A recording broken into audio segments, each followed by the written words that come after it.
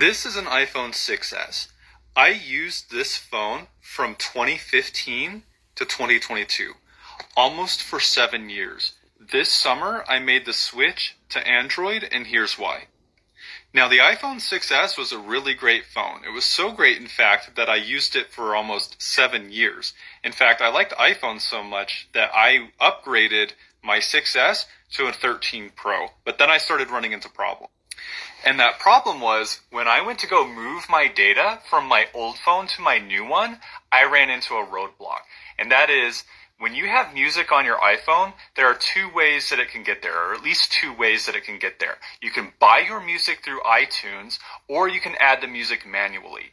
There was music that I had manually added to my phone many years ago through my computer, and I had organized it into very specific playlists. When I went to back up my 6S into iTunes and then restore it to the new 13 Pro, they brought over all the music I had purchased through iTunes, but they would not move that music that I had added manually. At first I thought it was something that I was doing wrong, so I spent a lot of time with Apple support trying to figure out why it wasn't moving my music over, and basically what ended up happening is, in the end, they just won't let you move that music over. They'll let you move everything else over. They'll let you move over the stuff you bought from them over.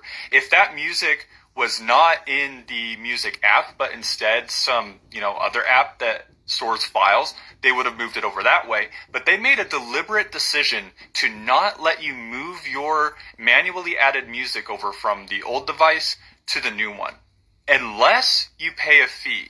So if I had an iTunes Match subscription or an Apple Music subscription, they would have more than happily let me move that music over. But because I didn't have either of those, they decided to gatekeep and not let me move that music over. And that was the straw that broke the camel's back. I'm sorry, you do not get to dictate what I can move and cannot move over to a new device. Especially a device that I paid over $1,000 for from you, from your company.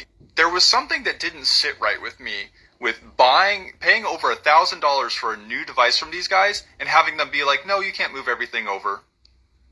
So what did I do? I decided to say, fuck you, Apple, and I went and got a Samsung S22, and it really opened my eyes.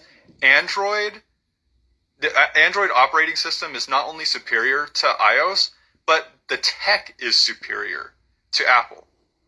When you look at devices like the S22 Ultra and the Fold 4, it's clear that Samsung is kicking Apple's ass in the tech department.